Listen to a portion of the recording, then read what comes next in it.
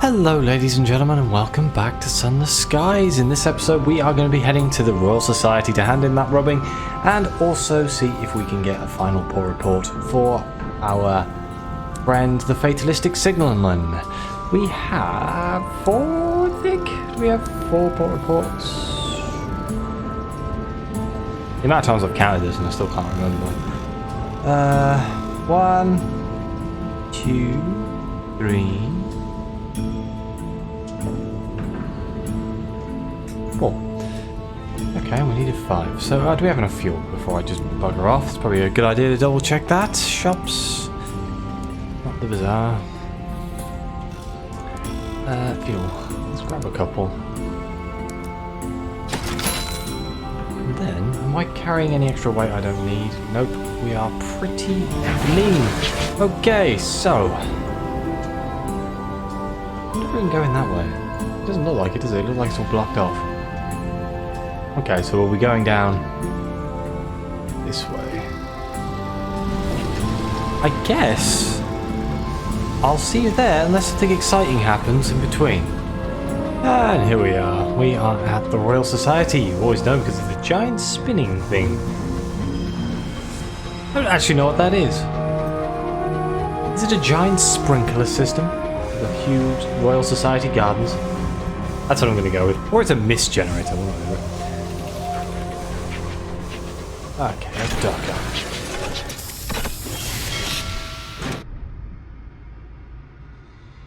So the first thing I'm going to try and do is get a port report. Not that I know where you get the port report from.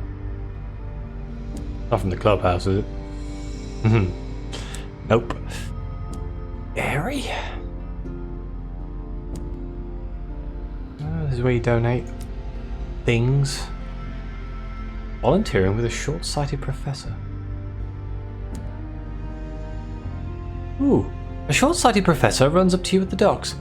Where have you been? You are my new test subject, yes? Hurry up. You can volunteer as a lab assistant. The professor directs you to a comfortable chair. Their smile is almost, but not quite comforting. Volunteer a crew member instead.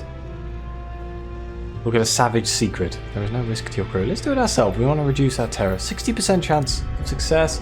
We failed. Oh well. The professor's experiments are poorly explained and not particularly pleasant. Fortunately, his laudanum is high quality. You soon slip into a soft haze of indifference, barely noticing the buzz of electrical current through your tongue. Ooh. How deeply unpleasant. There we go, write a port report. Someone will be interested in what they're getting up to here. The Royal Society hums with activity. The preparations for a new wing of the Airy House are in motion. The mellifluous president is convening another committee to continue the renovations of the garden. The astronomers are excited about a star of burnished amber seen far to the east. The Rochester Club regrettably continues at high speeds. And we can deliver the insistent surveyor's rubbings. When you enter her office, the chair of the effulgent sciences is halfway through a scone.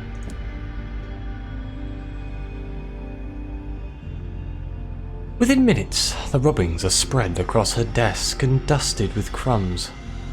Come back tomorrow, she instructs, her eyes wild with excitement as she wipes her buttery hands on her robe and hunts for a pen.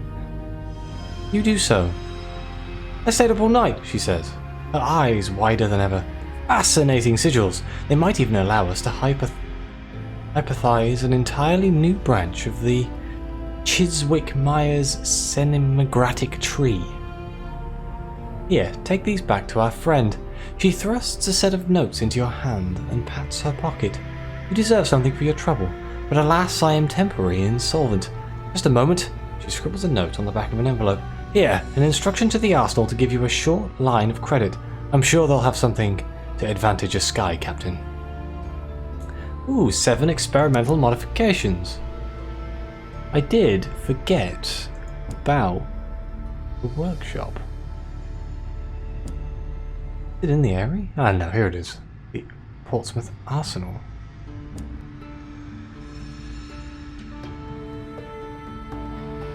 Will we contribute? How do we buy? Ah, pursue the designs.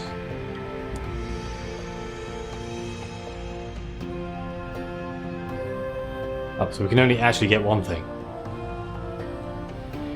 We can get a mechanical Turk. This mechanical chess player is in fact a hoax. It contains a hidden space for a skilled player to sit comfortably within it and operate it from within.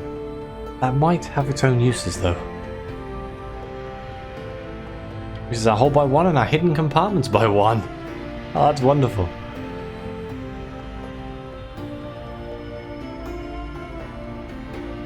Huh. Well, I guess right now doesn't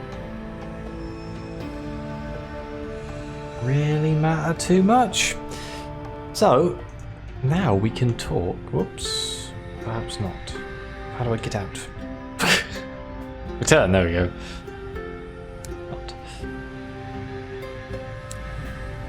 Now we can talk to the fatalistic Signalmen. Hopefully we can advance his storyline. There we go. Ask about his opinion of Albion. You have travelled across the region together. Has he seen enough? The Signalman pauses in transcribing his latest set of notes. They cover the signals of Albion, from the bat-delivered memos of Parliament to the archaic systems of the Home Office. His manuscript grows ever heftier. It's not the world we thought we was building. Looks a lot like the old one, for a start. But we brighter gleams and darker glooms, he frowns. We're all afraid to let go of what was. Speaking of, when we next stop in London, I'd like to take shore leave. This time I spoke to the Squire. Who is that, you ask? A purveyor of follies, he responds, obliquely. Near the Ministry of Public Decency in London.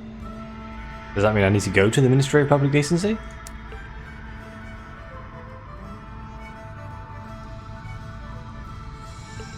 Okay, well, let's back to London.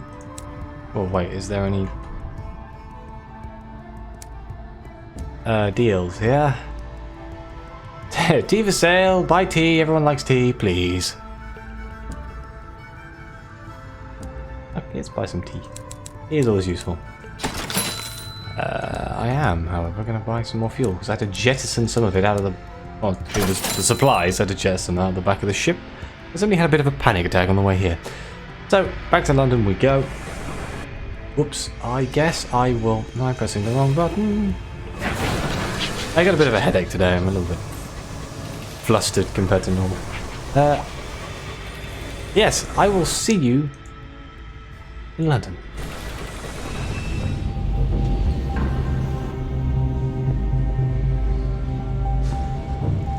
Okay, so I actually went to the ministries because I thought, well, that's where it told me to go. So here we are at the Ministry of Public Decency.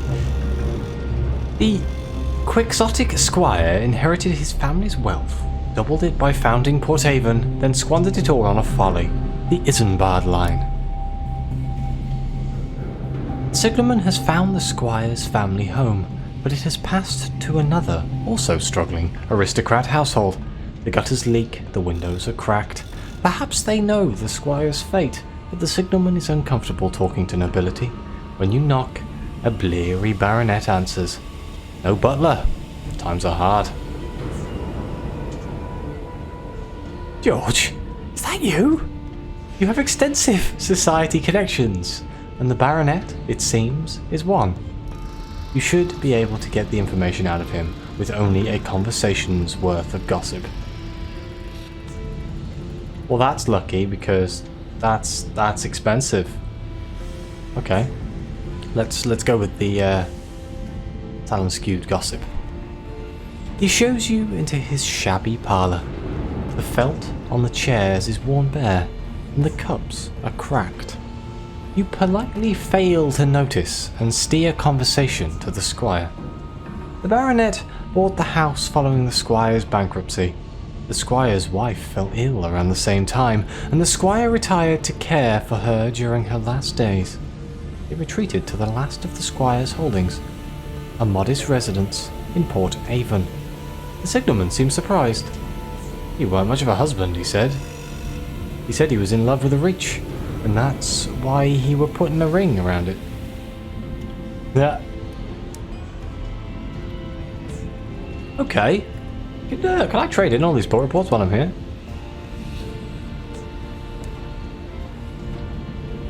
Ooh. He listens intently, writing notes on a pad of paper. His comments are absolutely neutral. I see. Fascinating. Well. You notice your reports are filed into separate piles. Afterwards, he writes a requisition form for you. Just pop this into finance on your way out, and they'll see to the needful, he says. Terribly grateful. Let's keep this information to yourself, though, eh? Rest assured, we are experts. We'll ensure it's handled sensitively.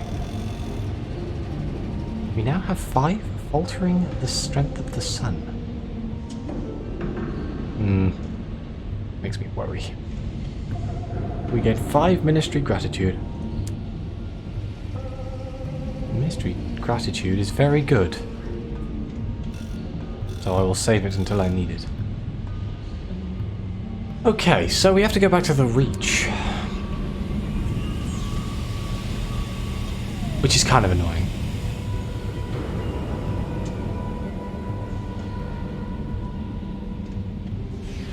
But I guess that's where we'll go. Okay, well, I shall pop off to the Reach. You know, with all this jumping between the Reach, Albion, Eleutheria, and all these other places I'm going, I really should be looking at doing some form of smuggling. Again. I just realised I'm spending all my resources jumping through all the gates, but I'm gaining basically nothing for it, so I really should try and have a look. But here we are in the Reach. We don't need to stop at Port Prosper, I don't think. I don't really need anything from Port Prosper. We are heading towards Port Avon. It's quite a trek, but I'm sure nothing is going to happen on the way, because it either goes really well or really badly. It's kind of how it works. Oh, stretch. Man, I am feeling very tired today, which is terrible, because it's like, what, 11 o'clock in the morning? Not in the afternoon. I am so tired, with a massive headache. Drive me nuts. I'm sure I'll be fine either way. Let's see if we can cut it close to the Memorial of the Great Rat to lower our terror a little bit. Not that our terror's been in trouble. Ooh, the game chugged a little bit there. Not that our terror's been in trouble for quite a while now. I'm sure that'll change, don't worry. A few wrong decisions by me and everything just goes down the pan.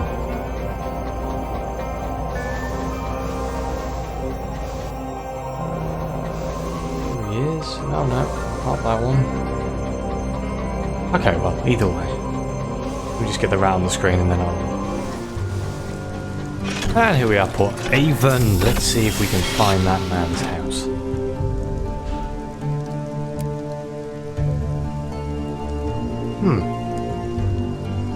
Where could he be hiding?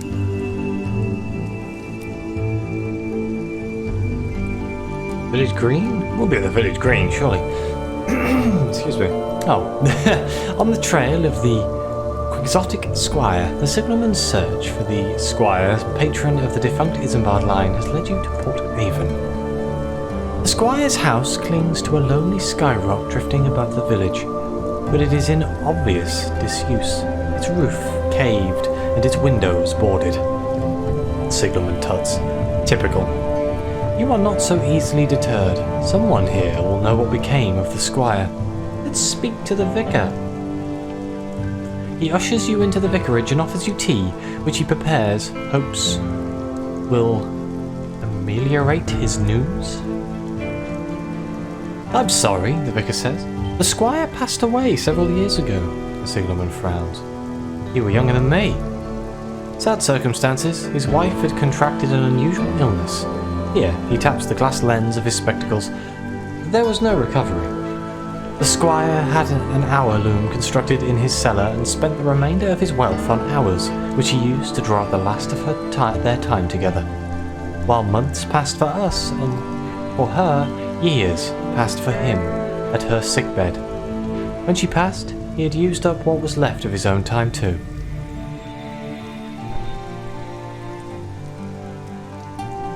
Wait a minute, we have 3. Three options here. We can sip our tea. A small gesture, but one that provides the signalman with at least the pretense of privacy. We can appropriate a biscuit. They are golden and crisp and delicious, and you've been making do with mealy, drooping fungus crackers for weeks. Tut sympathetically.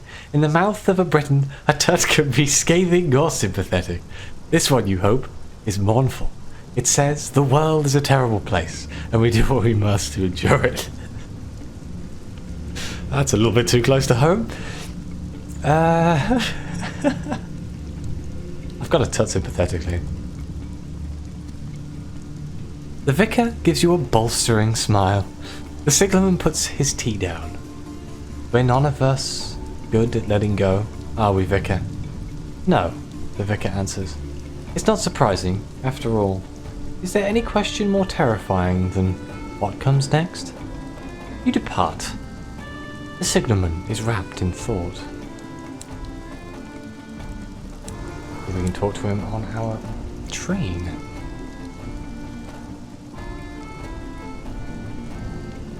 Since your visit to Port Avon, he has been sunk in a gloom deeper than you have ever seen him in.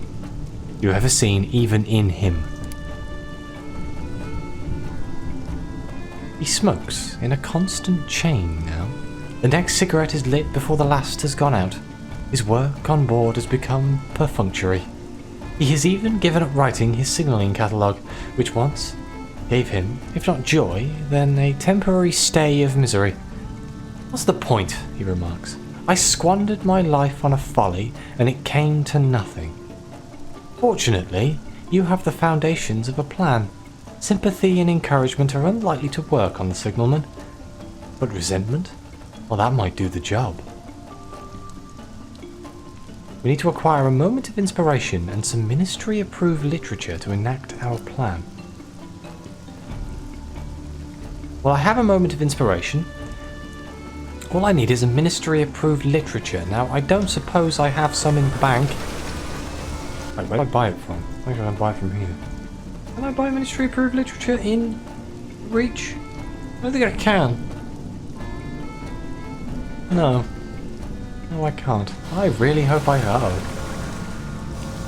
We'll nudge, fine. I really hope we can get some of that in my bank. Otherwise I'm going to have to go back to Albion. So I'm pretty sure that's where all of the Ministry Approved literature is. I mean, it would make sense. That's where the Ministry of Public Decency is. Are you fighting with something? I can hear gunshots. No? Okay. Weird. I definitely heard gunshots of some description. Right, it's down here. Let's have a quick look in the bank. It's not very fast, there's not much point in me cutting away anything. It's completely pointless, in fact. Besides, these are the best bits of my videos where I just sit here talking about rubbish that I can think of whilst looking at the screen waiting for things to happen. I think even the music kicked in. Perfect. Try not to crash. I want to know if those cantankerous blobs... Like at first I thought they only spawned up by Hybris, but we saw one relatively low down in the last episode, or the episode before that. That's not the way to the dock. The dock is behind me. This way.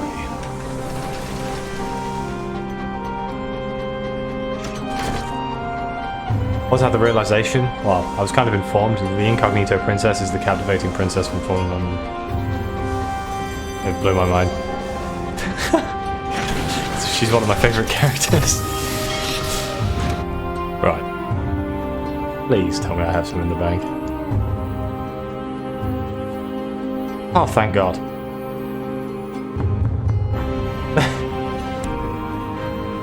That's the best thing that's happened for ages, right. Since Port Avon, the signalman has been intolerably surly. He has even abandoned work on his signalling book. Perhaps you can find a way to rekindle his spirit. You leave a slim set of approved signalling manuals stamped by the Ministry of Public Decency on the galley table. Discovering them, the signalman flicks sulkily through. First he tuts, and he snorts, and scoffs. Look at this! They've classified all scorn fluke spasms as displays of bravado, and here they're not distinguished between the red chevron flags at Port Prosper and those at Lustrum. That'll get someone killed. Oh no, if only there was a better resource to educate young signalers. He fumes. I have to do bloody everything, don't I? Fine, where's my pen? He storms to his cabin. A moment later he storms out again. I've been away too long. I'd better check on the signal boxes. No one will have done that, neither. He's back. Oh good God, we have to look at all of the signal boxes again. Wait, are these the same ones or are these different ones? Battered signal box somewhere near the Mother of Mountains. The overgrown signal box somewhere near Leadbeater and Strainrod Nature Reserve. The scorched signal box in the vicinity of Port Prosper. And the spidered signal box in the vicinity of Traitor's Wood. Have I seen any of these before? I swear I've been to all of the Isambard line pieces, but okay. Because Cuddles Comb's one, isn't it? Is that not just literally just down the road here? Or is that a different map completely?